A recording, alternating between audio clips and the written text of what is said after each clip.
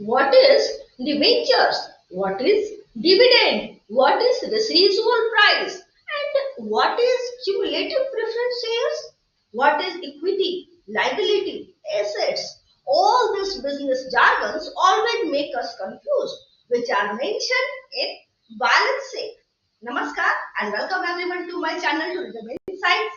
I am Dr. Krishna Tiwari and today we are going to study a very important and interesting topic, that is understanding balance sheet.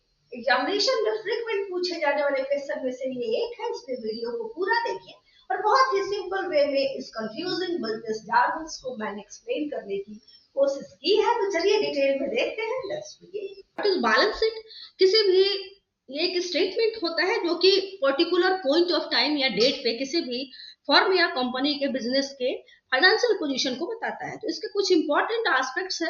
अगर balance sheet के structure को समझना है, balance sheet को समझना है या उसे बनाना है, तो ये 6 एस्पेक्ट्स हैं जो आपको अपने दिमाग में फिक्स रखना चाहिए, ध्यान में रखना चाहिए आपको। तो पहला क्या है कि financial position of the firm. ये फर्म के फाइनेंशियल पोजीशन को बताता है।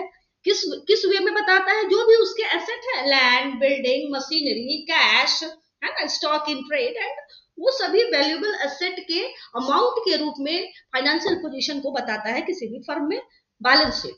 और बैलेंस शीट में और क्या शो होता है? फाइनेंशियल रिलेशनशिप भी शो होता है बैलेंस शीट में, जिसमें कि आपके जो भी ऑनर है उसका कैपिटल, उसके रिजर्व, उसके under undistributed profit and creditors का अमाउंट, यानी कि क्रेडिट पे आपसे जो अमाउंट, जो चीजें सर्विसेज ली जाती है उसका अमाउंट, और डेटर्स यानी कि फर्म जो मार्केट से लोन लेता है, वो सारी चीजें इसमें फाइनेंशियल, ये सारे लेन देन को इसमें दिखाया जाता है बैलेंस शीट में। और एक पर्टिकुलर पॉइंट ऑफ टाइम या डेट पे से रिलेटेड होता है, ना कि किसी पीरियड से रिलेटेड होता है। और ये हमेशा बैंक, जो भी फर्म या कंपनी है, उसके बेसिस पे बनाया जाता है, ना कि ऑनर्स एंड एम्प्लॉय को ध्यान में रख के बनाया जाता है। ठीक है। और इसमें मनी वैल्यू को दिखाया जाता है, हमेशा मनी वैल्यू शो किया जाता है बैलेंस शीट में। और फर्म जो है डिफरेंट सोर्सेज से फंड इकट्ठा करती है, तो बैलेंस शीट में वन साइड में उस फंड को दिखाया जाता है फर्म के, और सेकंड और दूसरे पार्ट में वो फंड जहां यूज हुए उसको दिखाया जाता है। और ये मस्ट है कि वो साइड का जो मनी वैल्यू है वो इक्वल हो, टोटल किया जाए अगर फंड साइड और यूज साइड को, तो उसकी मनी वैल्यू इक्वल होनी चाहिए। दैट्स व्हाई वो एक अकाउंटिंग की इक्वेशन को फॉलो करता है, that is assets is equal to liabilities plus equity. Asset, liabilities, equities भी डिटेल में हम लोग पढ़ेंगे।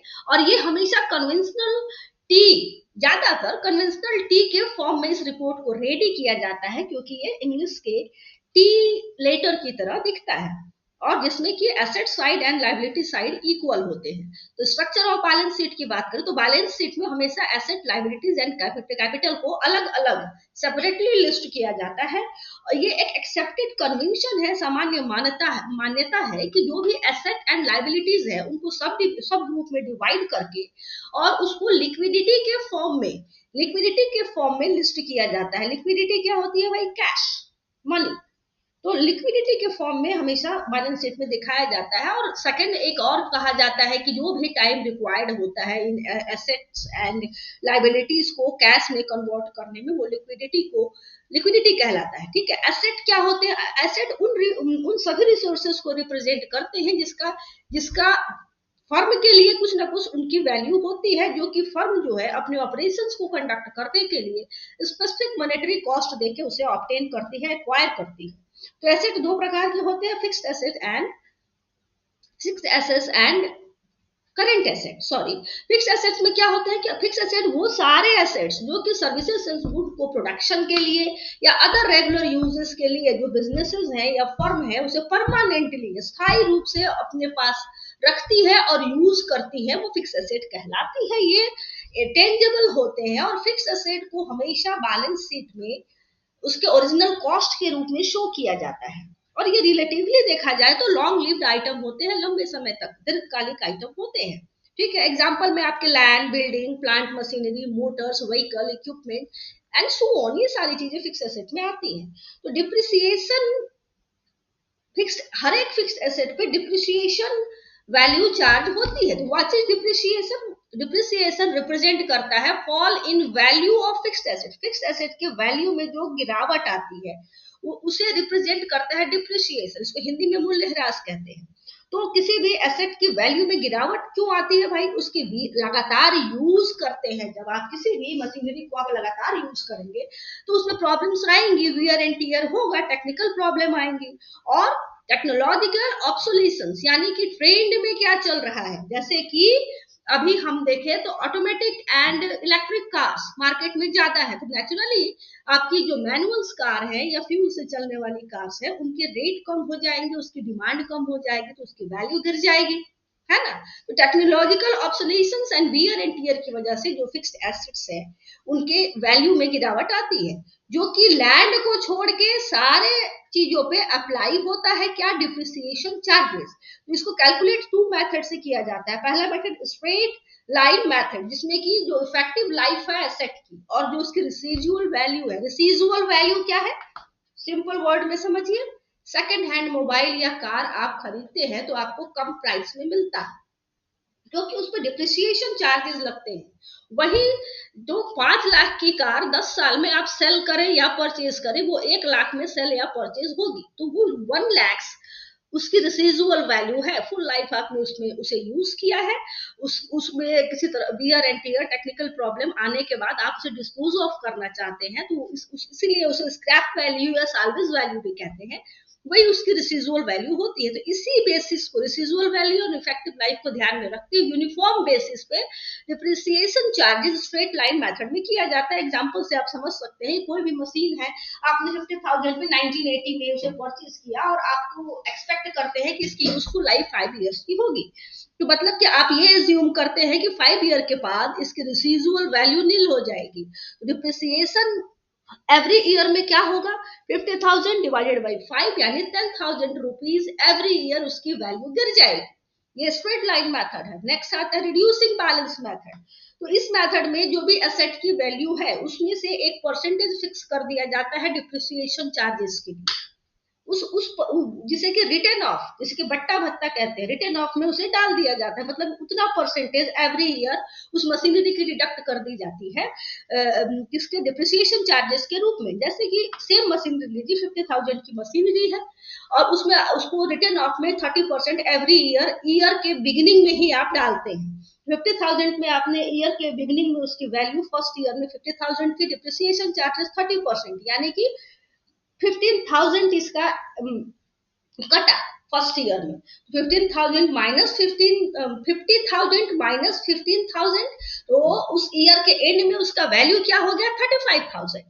ठीक है ना। इस तरह एवरी ईयर 30% डिप्रिसिएशन चार्जेस इस पे लगते गए और 5th ईयर में इसकी जो बिगिनिंग में इसकी क्या कॉस्ट रह गई 12,005, जो कि डिप्रिसिएशन चार्जेस 30% लगने के बाद इसकी वैल्यू 8,403.5 रह गई, रुपीज रह गई। तो जो भी ये जो मेथड है आपका रिड्यूसिंग बैलेंस मेथड, इस मेथड में ये कोशिश की जाती है कि जो भी सफिशिएंट डाउन नीचे तक डिप्रिसिएशन को लगाया जाता है, उसकी वैल्यू को इतने नीचे तक गिराया जाता है कि वो रिप्रेजेंट करे रिसीजुअल प्राइस को वो रिप्रेजेंट करे। तो इसे आप अगर 5 साल बाद बेचेंगे तो 50,000 की मशीन आपकी 8,000 में बिकेगी, दिस इज रिसीजुअल प्राइस। इन्वेस्टमेंट क्या होता है कि कोई भी कंपनी है या फर्म है वो लॉन्ग टर्म सिक्योरिटी को ध्यान में रखते हुए शेयर्स एंड डिवेंचर्स में इन्वेस्टमेंट करती है और मार्केट में कंट्रोल के लिए और प्रॉफिट के लिए government bonds and other forms के बॉन्ड में भी इन्वेस्ट करती है, दिस इज इन्वेस्टमेंट। और ये इन्वेस्टमेंट जो है वो 1 ईयर से ज्यादा पीरियड के लिए, 1 अकाउंटिंग पीरियड से ज्यादा के लिए होते हैं। 1 अकाउंटिंग पीरियड जनरली 1 ईयर का होता है। कभी आपको बीच में कैलकुलेट करना है तो वो क्वार्टरली या मंथली भी इंटरनली फर्म जो है कैलकुलेट करती है, लेकिन जनरली 1 ईयर का होता है। तो ये एक्चुअल कॉस्ट के रूप में बैलेंस शीट में इसका एक्चुअल कॉस्ट के रूप में ये इन्वेस्टमेंट दिखाए जाते हैं। ठीक है। और करेंट एसेट्स क्या होते हैं, वो रिसोर्सेज होते हैं जो कि कैश के रूप में कंपनी में या फर्म में रखे होते हैं, या किसी भी ऐसा माना जाता है कि या accounting with in the accounting period या ऑपरेटिंग साइकिल बिजनेस का जो भी समय है उस पीरियड के भीतर इसे कैश में कन्वर्ट किए जाने की एक्सपेक्टेशन होती है। तो करेंट एसेट के कौन कौन से कंपोनेंट होते हैं? पहला है कैश, जो कि रिप्रेजेंट करता है करेंसी या चेक को। ये करेंसी या चेक के फॉर्म में होते हैं, या ऐसा कोई भी ऐसा डॉक्यूमेंट जो कि कैश के रूप में सर्कुलेट किया जा सके, वो कैश के फॉर्म में, तो उसे कैश कहते हैं। ठीक है ना। और इस कैश में ये एबिलिटी होती है कि वो इमीडिएट डिसबर्समेंट की एबिलिटी होती है। तुरंत आपको भुगतान करना है तो कैश के थ्रू आप कर सकते हैं, जिसमें आप cash in hand and balance, bank balance इसमें आता है। मार्केटेबल सिक्योरिटी यानी कि शेयर्स एंड डिवेंचर्स फॉर्म्स जो है उसमें इन्वेस्ट करती है, this is marketable security. Loans, कोई भी एम्प्लॉय एडवांस में आपसे फर्म से लोन लेता है या फर्म लोन लेती है मार्केट से, तो वो लोन्स दिखाए जाते हैं बैलेंस शीट में। एडवांसेस, जो भी सप्लायर्स होते हैं उनको एडवांस पेमेंट किया जाता है। और प्री पेमेंट, कुछ ऐसे पेमेंट होते हैं लाइक आपके इंश्योरेंस हुए, टैक्सेस हुए, रेंट हुए, हाउस के सब्सक्रिप्शन हुए, इसको पहले से पेमेंट किया जाता है। तो प्री पेमेंट, ये सारे आपको करंट एसेट में क्यों दिखाए जाते हैं? अगर प्री पेमेंट या एडवांस पेमेंट आप नहीं करते तो वो कैश के रूप में शो होगा आपके अकाउंट में, दैट्स वाई। और सन्ड्री डेटर्स या अकाउंट रिसीवेबल, मतलब कि वो आपको लेना है, आपकी लेनदारी होती है अकाउंट रिसीवेबल। सन्ड्री डेटर्स वो होते हैं, एक तरह से लॉस है। क्रेडिट पे कस्टमर ने आपसे सामान लिया और आपको पेमेंट नहीं किया, तो उस तरह के कस्टमर्स को वो जो अकाउंट रिसीवेबल के फिर सन्ड्री डेटर्स में उन ऐसे कस्टमर्स को डाल दिया जाता है, जो कि एक तरह से डिफॉल्टर होते हैं, जो सामान लेके पैसे नहीं देते और मार्केट से चले जाते हैं। तो ये एक तरह से लॉस है, इसको बैड डेट्स के रूप में माइनस कर दिया जाता है करंट एसेट से। इन्वेंटरी, वो सारी चीजें जो आपके stock of raw material, work in progress, finish goods, store space, ये सारी चीजें इन्वेंटरी कहलाती है, इन्वेंटरी में शो की जाती है कि कोई भी कंपनी है तो उसके पास रॉ मटेरियल कितना है, और वो कितनी रेडी हुई है, कितने टाइम में वो मार्केट में आएगी, मार्केट में आने के बाद वो फिनिश गुड है, ठीक है, स्टोर में क्या है, तो ये सारे इन्वेंटरी में दिखाए जाते हैं। ये सारे करंट एसेट्स के कंपोनेंट हैं। इंटेंजिबल एसेट क्या होते हैं? ये वो, जैसा कि प्रोजेक्ट में भी हमने पढ़ चुका है कि फिजिकल डायमेंशन नहीं होता, इसे आप टच नहीं कर सकते, उसे इंटेंजिबल एसेट या चीजें कही जाती हैं। तो सबसे ग्लैमरिंग एग्जांपल क्या है इसका? गुडविल। कंपनी का गुडविल जितना अच्छा होगा उसे प्रॉफिट उतना ज्यादा मिलेगा। तो नॉर्मल रिटर्न से एक्सेस प्रॉफिट किसी कंपनी को अर्न करने की एबिलिटी देता है गुडविल। इसके अलावा फर्म के rights, patent, copyrights, trademark and so on, ये सारी चीजें इंटेंजिबल एसेट में आती है। लाइबिलिटीज क्या है? फर्म का डेट, यानी कि फर्म को की देनदारी जो होती है, फर्म ने जो मार्केट से लोन लिया तो फर्म को उसे चुकाना है, ये लाइबिलिटीज कहलाती है। लाइबिलिटीज दो तरह की होती है, current liabilities and long term liabilities. Current liabilities जो कि with in an accounting period पे करना होता है, एन अकाउंटिंग पीरियड जैसे मैंने बताया 1 ईयर के होता है, उसके भीतर उनको पे करना होता है। करंट एसेट के थ्रू करंट लाइबिलिटीज को पे किया जाता है। करंट लाइबिलिटीज में जैसे bank overdraft, tax payable, bill payable, creditors, है ना, ये एंड अमाउंट जो outstanding expenses, amount received in advance, good and services के लिए आप एडवांस में पैसे ले लिए, तो ये सारी चीजें आपकी करंट लाइबिलिटीज में आती हैं।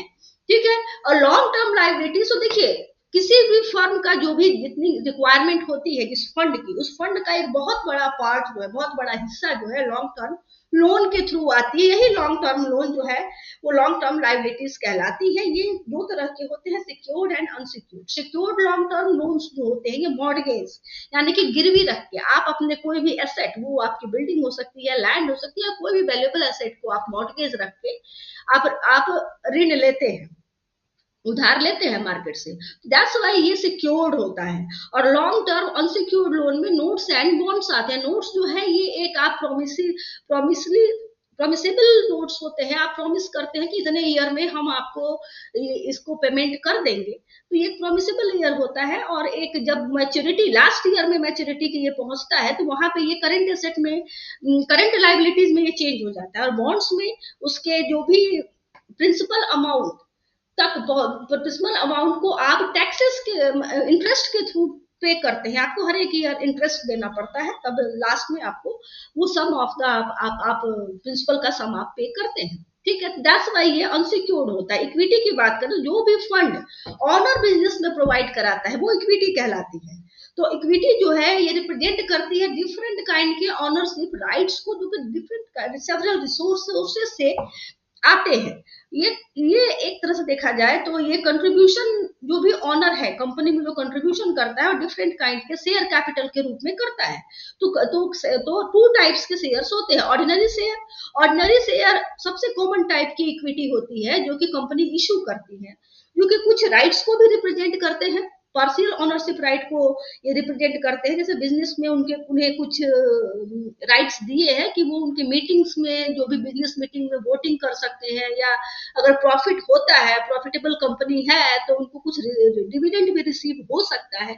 ये ऑर्डिनरी शेयर्स होते हैं। प्रेफरेंस शेयर्स में क्या होता है कि ये प्रेफरेंशियल ट्रीटमेंट राइट्स को कैरी करते हैं। जो भी प्रॉफिट है उनमें इनका परसेंटेज फिक्स होता है, उनके परसेंटेज बेसिस पे वो अपना डिविडेंड लेते हैं, ठीक है ना।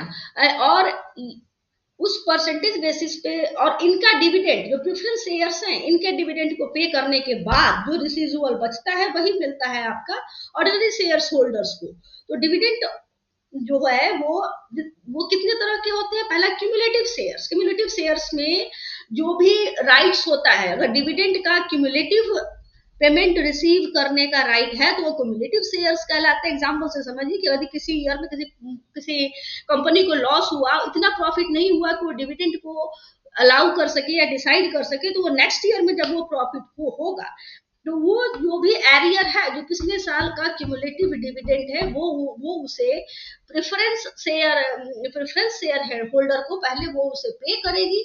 उसके बाद अगर बचता है तो वो जो भी ऑर्डिनरी शेयर्स हो उसको पे किया जाएगा। तो उनको जो भी एरियर है पिछले साल का, वो परसेंटेज पहले प्रेफरेंस शेयर होल्डर्स को पे करना पड़ता है। दैट्स व्हाई ये क्यूमुलेटिव शेयर्स होते हैं। और जिसमें ये rights cumulative dividend payment receive करने का, परसेंटेज रिसीव करने का राइट जिसमें नहीं होता, वो नॉन क्यूमुलेटिव शेयर्स होते हैं।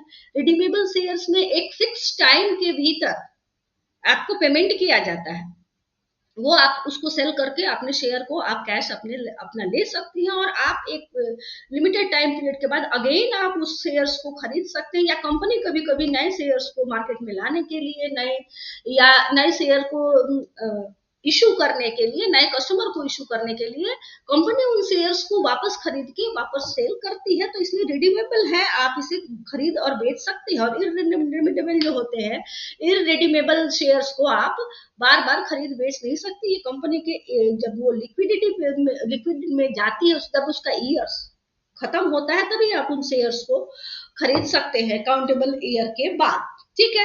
और सर्टेन एडिशनल आइटम्स भी आपको बैलेंस शीट में शो किया जाता है, जैसे ऑथराइज कैपिटल, ये टोटल अमाउंट, शेयर कैपिटल के टोटल अमाउंट को शो करता है authorise capital.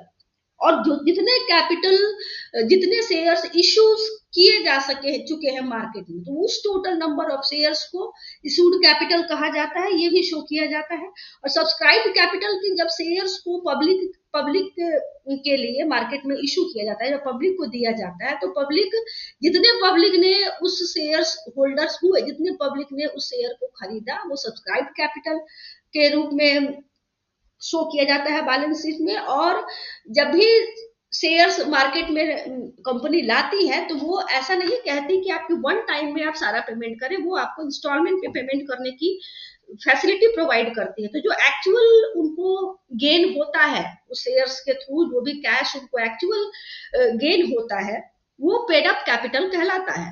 Reserve and surplus क्या होता है, वो प्रॉफिट होता है जो कि कंपनी में रिटेन होता है, कंपनी में रखा हुआ रिटेन होता है, वो प्रॉफिट कंपनी में रखा हुआ होता है। तो ये कितने तरह के रिजर्व होते हैं, तो रेवेन्यू रिजर्व जो एक्यूमुलेटेड रिटेन्ड अर्निंग को रिप्रेजेंट करता है, रेवेन्यू अर्निंग,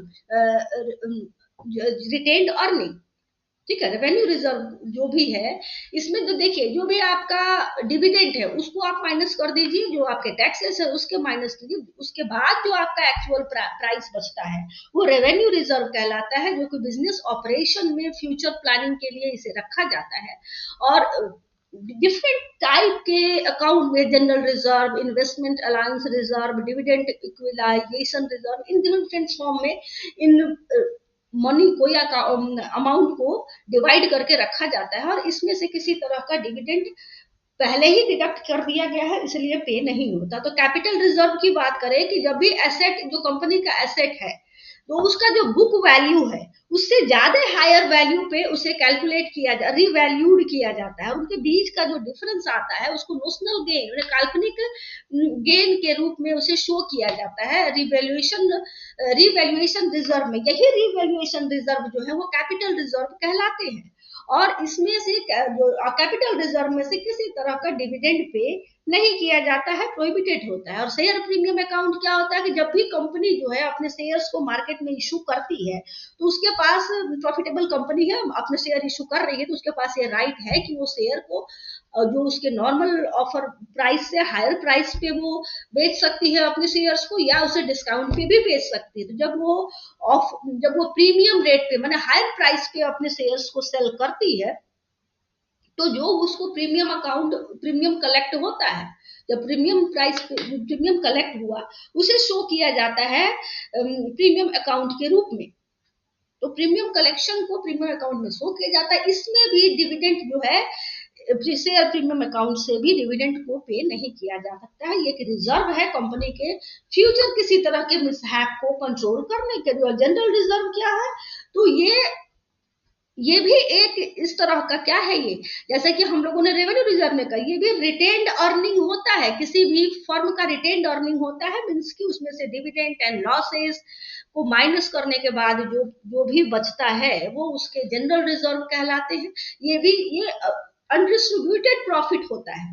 तो दैट्स वाई ये रिक्वायर नहीं होता कि डिफरेंट रिजर्व या अकाउंट में इसे ट्रांसफर किया जाए।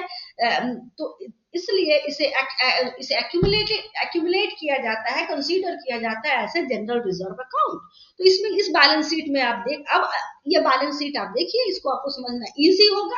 तो कैपिटल एंड लाइबिलिटीज को इस साइड आप शेयर कैपिटल रिजर्व सरप्लस इस सिक्योर्ड लोन, ये आपको समझना इजी होगा। तो देखिए इसकी मनी वैल्यू का टोटल 33,60,000 और इधर जो है एसेट है कंपनी का, इसका देखिए, इसमें डिप्रिसिएशन को भी लेस किया गया है, तो इसका भी टोटल आपका कितना आ रहा है 33 लाख सॉरी एंड 60,000। तो दोनों ओर का मनी वैल्यू इक्वल है और ये टी फॉर्म में आपको देखने को मिल रहा है एबीसी लिमिटेड का balance sheet. That's all for today. I hope आप लोग को समझ में आया होगा, और please write down in the comment box कुछ भी समझ में नहीं आया है तो till then take care, do subscribe, like and share. Thank you so much.